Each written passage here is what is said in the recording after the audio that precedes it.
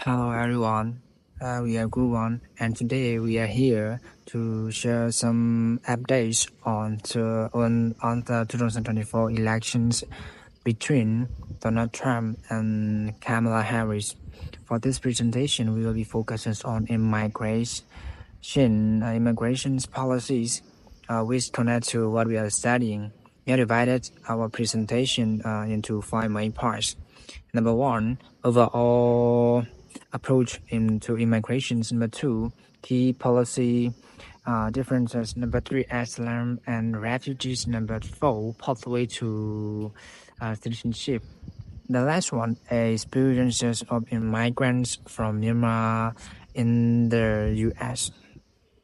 This topic will be covered by a different member of our group. So let's dive in together. It's Mohamfa, and for me, I will talk about what the different approach on immigration between Trump administration and Kamala Harris administration. Before we go further, let's explore the Kamala Harris video features.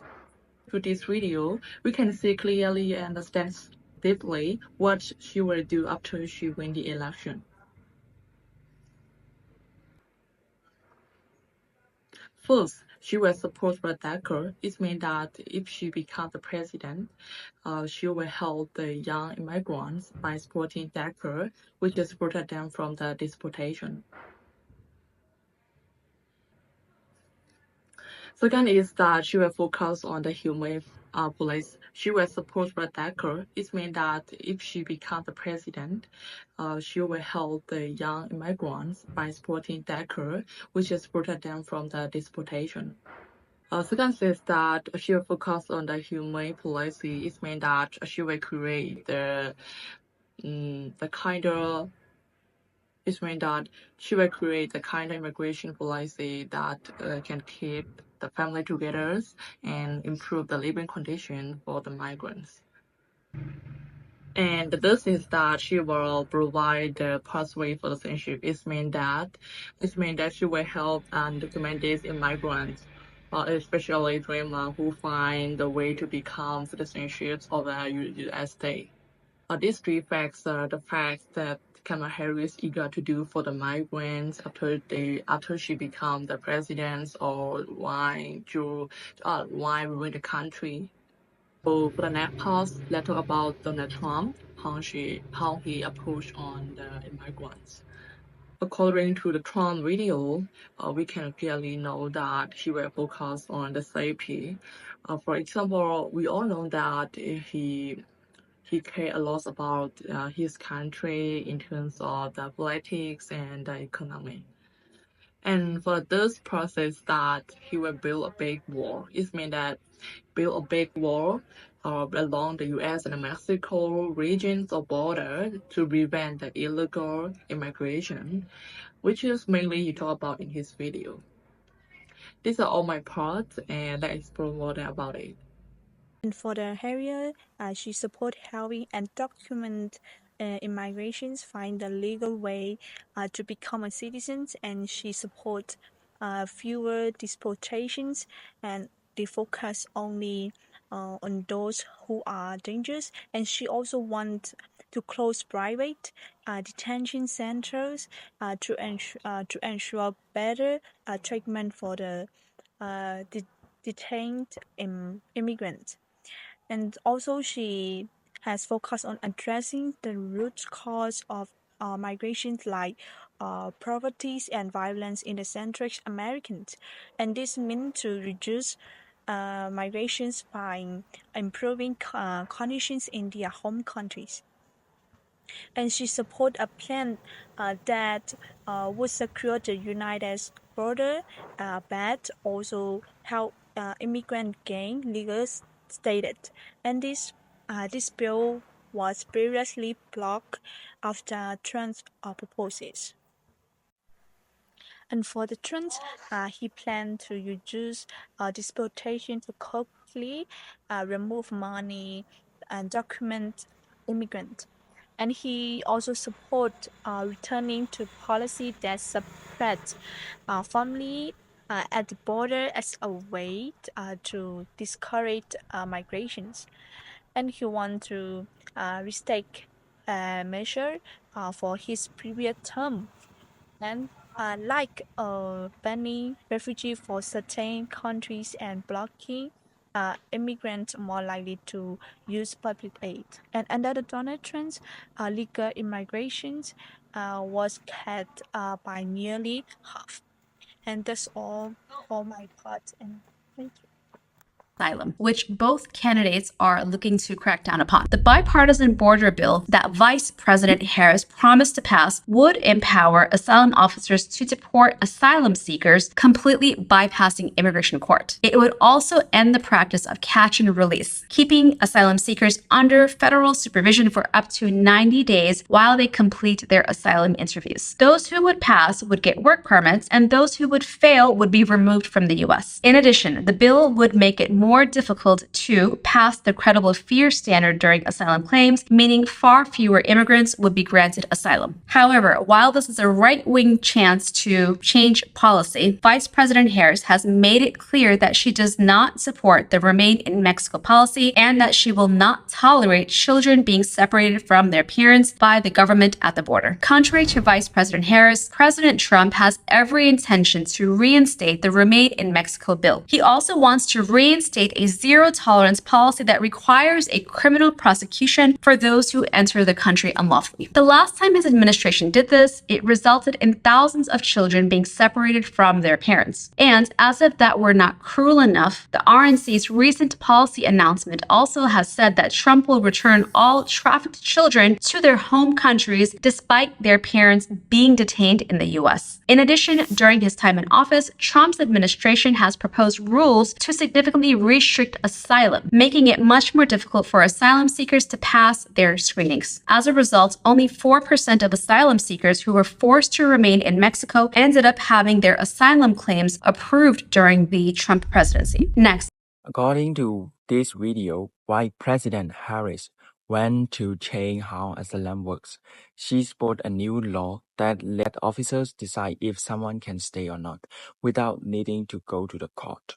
The law would stop catch and release, which means people would stay under watch for up to 90 days while they have their interviews.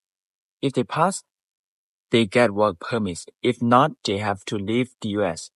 She also went to make it harder to get asylum by pressing the fear test. Harris did not agree with the Remain in Mexico policies and won't let children be separated from their parents at the border. On the other hand, President Trump has different plans. He wants to bring back the Remain in Mexico policy and have a strict law that punish people who enter illegally. This policy leads to many children being separated from their parents. Trump also wants to send trafficked children back to their home countries, even if their parents are still in the U.S.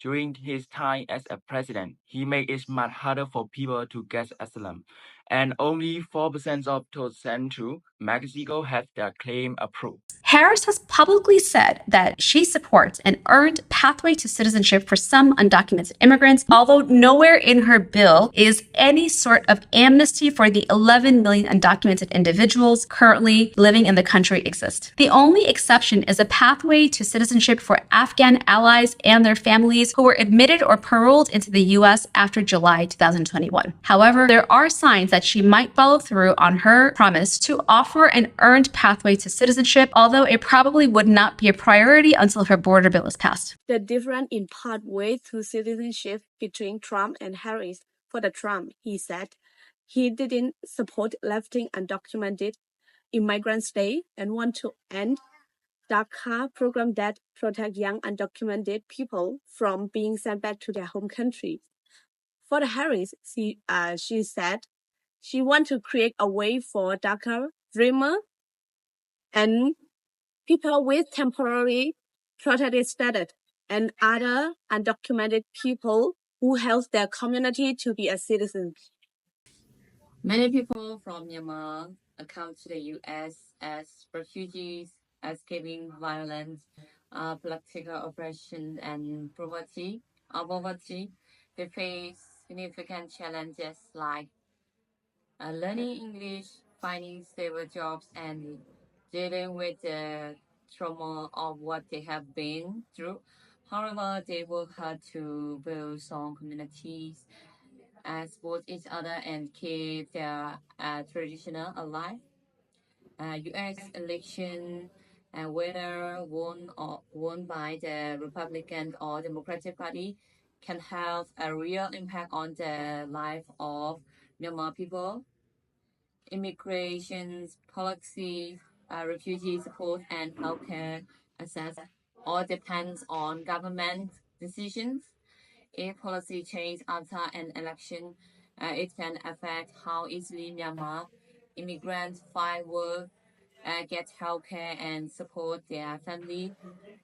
Younger generation in this community are also becoming more involved in politics, advocating for refugees and showing how important their voice are in the U.S.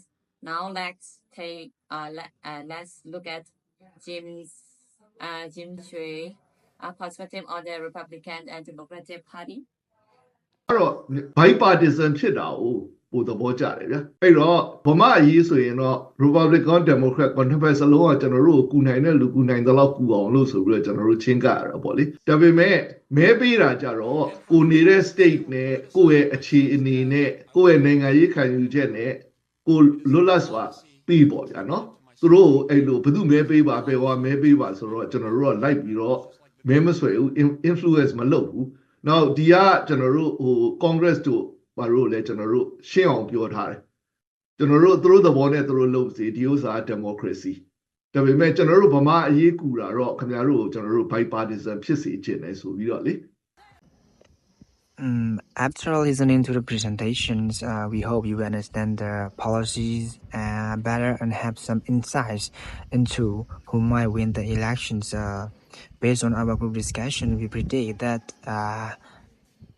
Kamala Harris will win the elections in 2024. Here's why.